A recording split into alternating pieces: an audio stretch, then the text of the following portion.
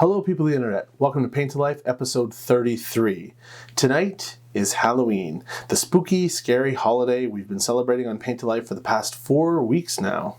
Is it just me or is it because Halloween's got a full moon this year, but it seems everywhere I look people are celebrating it because they're all wearing masks. Tonight on Paint to Life, the model we're going to be painting is the Headless Horseman from the Pathfinder Deepcuts Battles by Wizkids. So while I paint him to life, I'm going to be telling you the conclusion of Paint to Life episode 28, which was Vesper the Nightmare and her rider Sir Tybost the Elegant.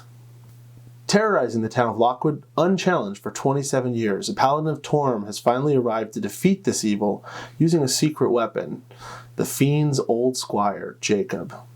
I'm GM Atank, let's get painting.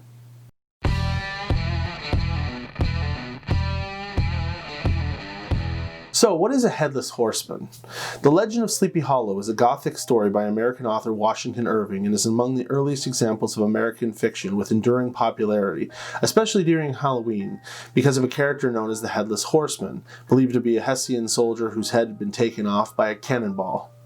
It has been adapted in many instances of film and animation, including a bout with Disney in 1949, and perhaps its most recognizable one is Tim Burton's Sleepy Hollow in 1999.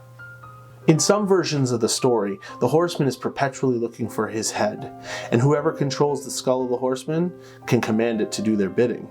In our origin story of the Nightmare Vesper, we learn that she took her rider, the Knight Tybost, for one fateful final ride that cost him his head, and thus our horseman was born.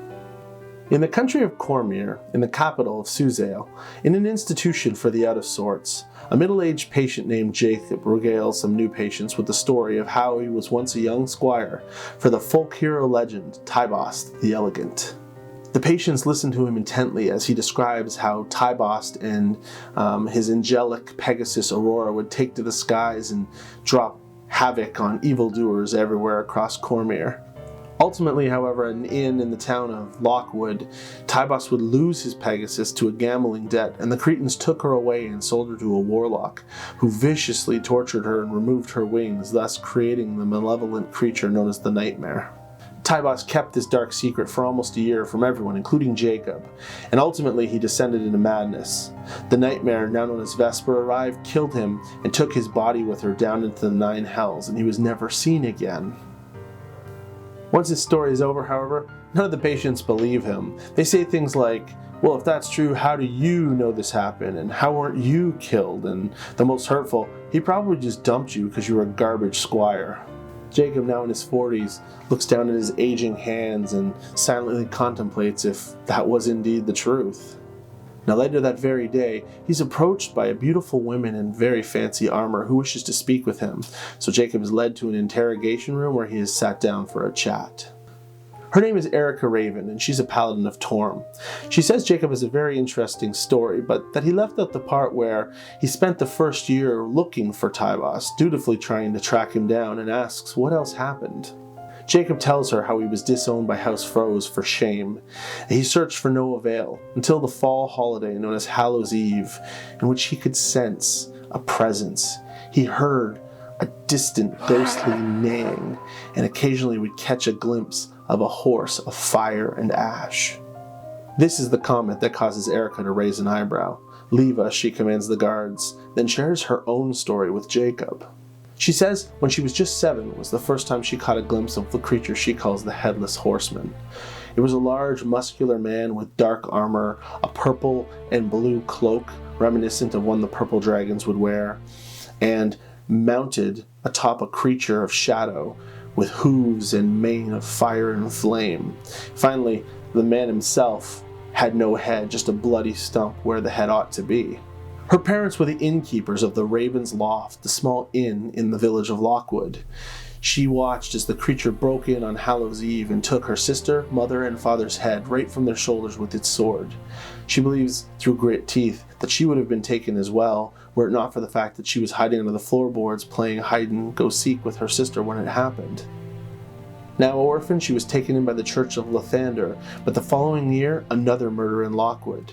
And year after year on that terrible anniversary, another family murdered, heads taken. And guess what? She rhetorically asks. She discovered that all murdered families had one thing in common. They had all known the missing knight, Sir Tybost the Elegant.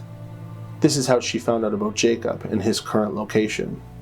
Just over a year after Tybost disappeared, you voluntarily turned yourself into this place, a raving lunatic about being hunted by a creature of darkness. But after growing more and more paranoid, they revoked your privileges to leave, and you've been here ever since. Well, something has been continually killing families of Lockwood. You were being hunted, she states, but it's not entirely true that Tybost was never seen again, is it? No, Jacob replies. I found his head. I was afraid to turn it into the authorities because I didn't want them to think I had anything to do with his death. What did you do with it? Asked the paladin. I buried it, replies the shameful Jacob. Jacob, I believe you. I believe Tybost is risen atop Vesper, and they are murdering innocents in revenge for the ill that befell them. However, I know what it'll take to end this murderous reign, but we need to do it on Hallows Eve, which is tomorrow night. So lead me to his head where you buried it. I shall consecrate him and put him to rest once and for all. Gather your things. I am releasing you from here, she tells him. Atop a mule, Jacob leads the beautiful paladin through the forests of Cormyr. He leads her to the crossroads, and as the sun is getting low the next day, he leads her straight to the hangman's tree. The young paladin steadfastly digs until she unearths a skull. She prepares her consecration spell as the sun begins to set on the horizon and Jacob grows more and more nervous. Finally, the spell is over, and a soft, heavenly glow bathes the hole with the skull, and Erica sits on the ground, exhausted from all the work.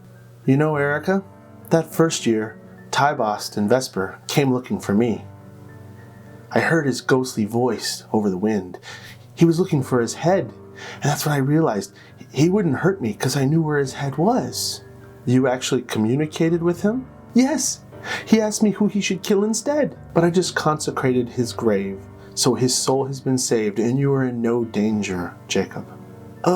Actually, sorry about that. I lied. The skull that was buried here actually belonged to the first person I commanded him to kill, the warlock who killed his Pegasus Aurora. Jacob then takes out his keepsake box from his rucksack. What's in the box, Jacob? Asks Erica curiously.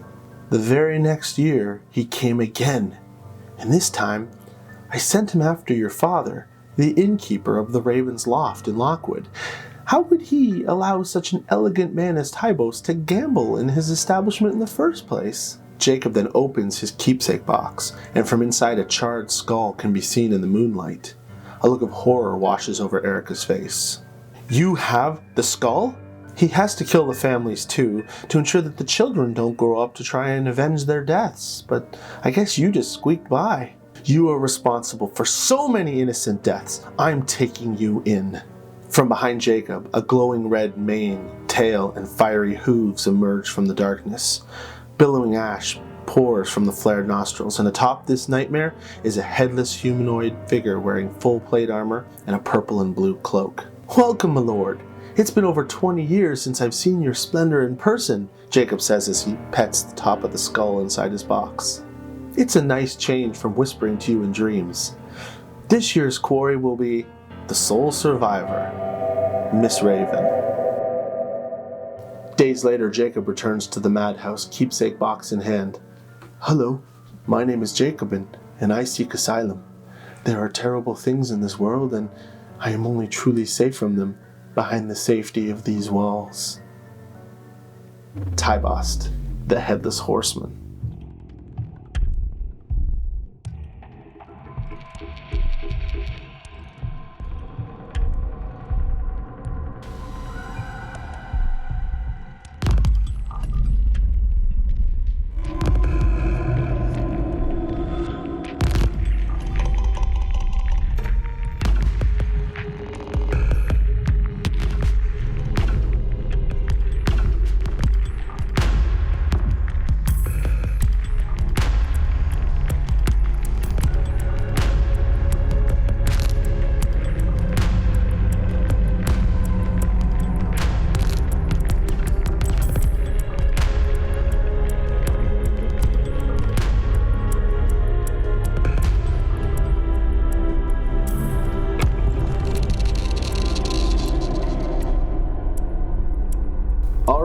here is my finished version of Tybost the Headless Horseman, or the shelf. Thanks again to Amy from my D&D group and Ryan from over at We Talk D&D for giving me the inspiration for Vesper and Tybost names respectively. I hope you liked my rather dark Halloween season this month on Paint to Life. Vesper, the Roper, Gulcott, Kilgore, Sybil, and Tybost. Which of the stories did you like the best? Let me know in the comments below so I know your specific level of depravity. And if you missed any of them, for God's sakes, go back and watch them. They were all really good. And if you know anyone who's not subscribed, or yourself included, click the subscribe button. Share my videos. Let's get this channel up. Thank you very much. I appreciate it. Make sure you head on down to your friendly local gaming store, buy some paints, buy some miniatures, get some brushes, and start painting your own stories to life. You don't have to make a YouTube channel, but just make a couple. I'm telling you, you'll have a fun time. That's all I have for tonight. Time to put a mask on and take my kids trick-or-treating. I hope everyone in your family is health, safe, and you have a great Halloween. I'm GM Atank. Wash your hands, people.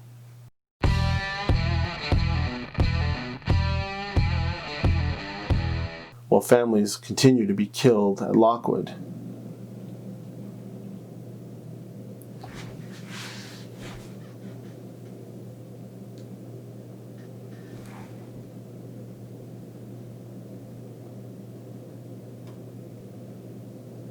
Ah.